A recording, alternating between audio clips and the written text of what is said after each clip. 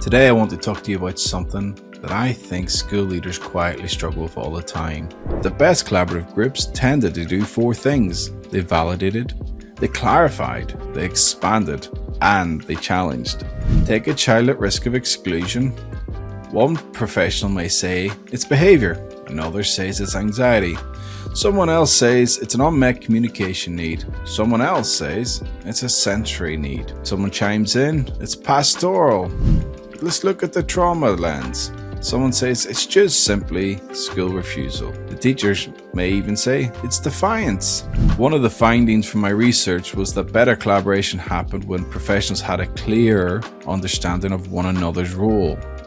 Because once you understand somebody's expertise, you start listening differently. You stop defending territory, you start problem solving. The best systems are psychologically informed systems, not systems built around professional and rigid roles. Because children do not arrive in neat categories. Real life is messy. Children don't show up saying, today my difficulties are exclusively sensory and should therefore only involve occupational therapy. Human beings, children, stubbornly refuse to behave in tidy, theoretical ways, which means our systems need flexibility. Welcome back to Between Two Psychs, the podcast that brings psychology and education together in a way that hopefully feels useful, rather than like you're trapped in an inset day at 4 o'clock on a Friday. Today I want to talk to you about something that I think school leaders quietly struggle with all the time. It says, why do we get brilliant professionals in a room together and somehow leave with confusion? Thank you, everyone. Sadly, it's just me today. Mike can't make it. He has been dragged away in one of his very, very important business calls, shall we call it. So let's get back into the episode. Today, we're looking at how to work together as professionals and how leadership in schools can make this more effective. So you've got the SENCO there, maybe pastoral, maybe an educational psychologist, speech and language. You might even have the autism team, parents, and a school leader. Everyone is trying to help. Everyone cares. Everyone is, broadly speaking, competent. Sometimes you leave the meeting and somehow nobody really knows what the plan is. Or worse, everyone leaves thinking something slightly different was agreed. If you're a head teacher or a SENCO listening to this, I suspect you've had that experience. You walk out and think, that felt like a good meeting, but I'm not entirely sure we solved anything.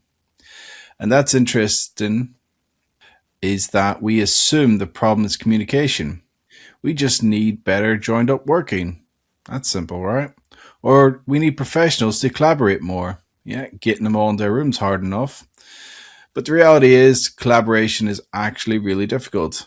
Not because people are awkward, though let's be honest, occasionally they are, but because every professional around that table is carrying a different lens for understanding the child. And today I want to talk to you about some research I carried out around this exact issue. Now, before everyone switches off because I said the word research, stay with me. This is actually useful. Because this was actually about a very practical question. How do professionals work together when supporting autistic children who are at risk of exclusion? Something we can agree is very relevant today. What are the things that make collaboration work? Because if we can understand that, then actually school leaders can create systems where meetings become more useful, tensions become productive, and children stop falling through the cracks. I'm going to say something slightly controversial earlier on. Tension in meetings is not the problem. In fact, you cannot go through these problem-solving meetings without experiencing some form of tension. If there wasn't any tension at all, I'd actually be worried, because when professionals see exactly the same thing immediately, either the case is very simple and the meeting shouldn't be happening, or someone isn't pulling their weight. The reality is that children with complex needs are exactly that, complex. Take a child at risk of exclusion. One professional may say it's behaviour, another says it's anxiety. Someone else says it's an unmet communication need. Someone else says it's a sensory need. Someone chimes in, it's pastoral. Let's look at the trauma lens. Someone says it's just simply school refusal. The teachers may even say it's defiance.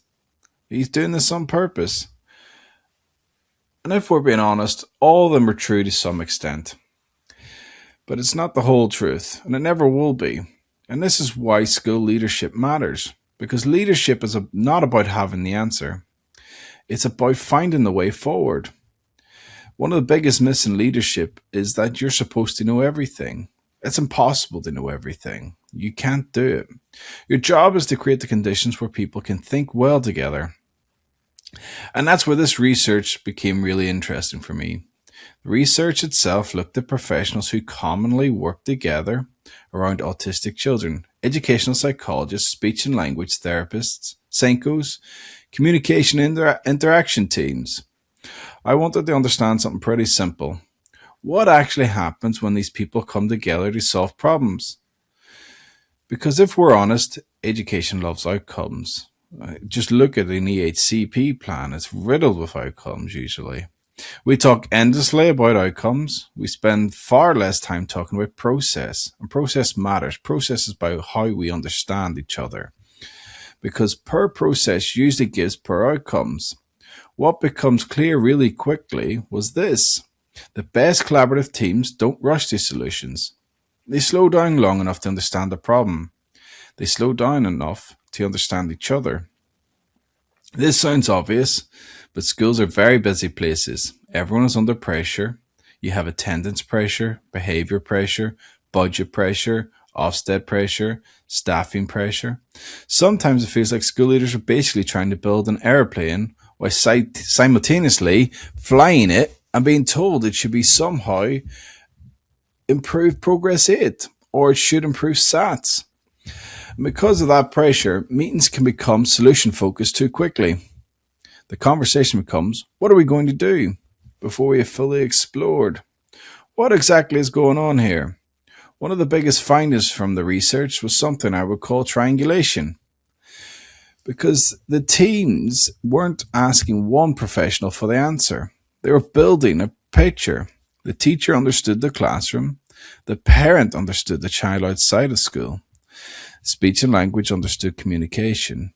Educational psychology, the generalist in the room, might think about emotional regulation, systems, relationships, and behavior. The autism team thought about sensory experience, social communication, and adaptations. Through this discussion, the clearer picture emerges. Everybody fell in line and understood their role more. And by having the confidence to explore their role, they offer clarity. Because clarity is dangerous in a complex system. If someone talks about or walks into a meeting after 10 minutes and says, I know exactly what this child needs, I'm usually a little cautious. Children are complicated, families are complicated, schools are complicated. Human beings are deeply, inconveniently complicated. What school leaders should be aiming for is a better understanding, a shared understanding. Because when understanding improves, interventions usually improve. The second thing that really stood out was the importance of understanding professional roles and how they link up together. And honestly, I think this is one of the most overlooked things in schools. Professionals don't really understand what other professionals actually do. I can't count the number of times I've sat in an educational psychology meeting and someone's chimed in saying, I don't think they really know what we do, or what is the purpose of our role? And I imagine these other teams experience the same thing. People may know the title, but they don't always understand the function. The thought that speech and language only work on speech, or autism specialists only think about autism and not about the context of which that child exists. Equally, professionals can misunderstand schools. They don't always appreciate the sheer complexity of implementing something in the classroom with 30 children. I remember in my early days, I used to write long lists of provision, not realizing that it was unrealistic. One of the findings from my research was that better collaboration happened when professionals had a clearer understanding of one another's role. Because once you understand somebody's expertise, you start listening differently. You stop defending territory, you start problem solving. And this is where I think school leaders can make a huge difference. One of the simplest but most effective things you can do is slow meetings. Slow them down enough for people to explain their thinking, not just their recommendation, their thinking. Explore why they think that. How did they get to that conclusion? Because when people understand the why behind a recommendation, implementation is not only better, it's easier. Take behavior, for example. If someone says he needs emotional regulation support, that can mean almost anything. But what does it actually mean? Who delivers it? When? How often? What is dysregulating him in the first place? What relationships feel safe? What demands are too high? What sensory factors are present?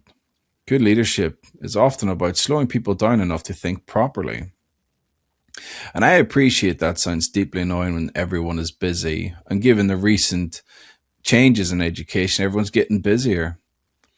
But speed creates mistakes. And mistakes with vulnerable children are expensive. Not financially, well, it can be financially, but emotionally. The third finding was probably my favorite because it looked at behavior inside meetings. I know, not pupil behavior, professional behavior. How do people actually navigate disagreement? This is core to how we collaborate with each other. We must be able to disagree agreeably because it happens, or at least it should. What the research found was the best collaborative groups tended to do four things. They validated, they clarified, they expanded, and they challenged. The challenge is important because that is how you get close to the truth, if truth does exist. But importantly, they challenge gently. This matters because collaborative working falls apart when people feel dismissed, people feel judged, people feel that you're pulling rank, so to speak. Think about the difference between these two responses. One, that won't work, versus I can see why that might help, but I wonder if there are a couple of other things we should consider first. They're both disagreements. Completely different emotional impact, however. And if we're honest, schools are emotional places. Professionals care, parents care, people are tired, people are protective. And if someone feels devalued, they withdraw. Once that happens, the team loses access to part of the thinking. The best meetings in the research involve professionals building on one another's ideas. Someone offers a perspective, someone expands it, someone clarifies, someone gently challenges, and gradually the intervention improves.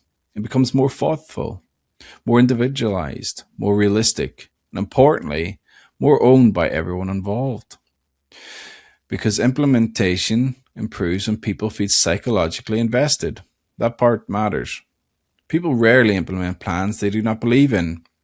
Now, there was another finding I think school leaders will quietly recognize, and it is this: systems create tension. Lo and behold, shock, shock, horror. Sometimes the problem is not the professional, it is the system they are operating in. Commissioning boundaries, time, capacity, budgets, thresholds, referral criteria. A professional may have the skills to help, but not the remit. And skills experience this all the time. Here, we can't do that, or that isn't within our service remit. And everyone becomes frustrated. What was interesting in the research was the best teams found ways around these tensions. They adapted. Someone else stepped in. Knowledge overlapped. Roles overlapped. Professionals borrowed approaches from each other. And this really links to something I've spoken about before. The best systems are psychologically informed systems, not systems built around professional and rigid roles. Because children do not arrive in neat categories. Real life is messy. Children don't show up saying, today my difficulties are exclusively sensory and should therefore only involve occupational therapy. Human beings, children, stubbornly refuse to behave in tidy, theoretical ways, which means our systems need flexibility. So if I were speaking directly to school leaders listening to this, I think there are probably four practical reflections. First, do not fear tension in meetings. If people disagree respectfully, it usually means thinking is happening. Second, slow meetings down. Prioritize understanding before solutions. Third, make professional roles explicit. Ask what each person genuinely can contribute here. By making roles explicit, we put in boundaries around what is possible. This provides focus for the meeting, and it also makes outcomes realistic and not overly aspirational. Fourth, and this is the obvious one, keep the child central. Because the easiest things in complex systems is for adults to become preoccupied with process, thresholds, funding, and professional boundaries. Before you know it, everyone has forgotten the actual child. The child who may be anxious, confused, dysregulated, feeling unsafe, or slowly moving towards exclusion, and then it's someone else's problem, but the problem persists. And if there's one thing I took from this research, it's probably this. Good collaboration is not about everyone agreeing. It's about people thinking well together. It's not a room, it's not a policy, it's a process. And often that process begins with adults being willing to sit together, tolerate complexity, disagree respectfully, and stay curious long enough to understand what is really going on. Because once we understand the child better, better support usually follows.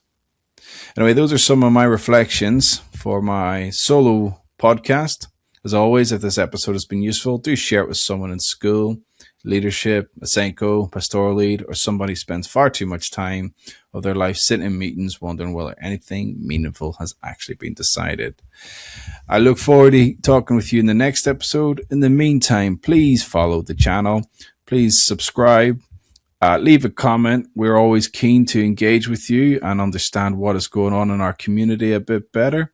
And we are delighted that you are still listening. Thank you.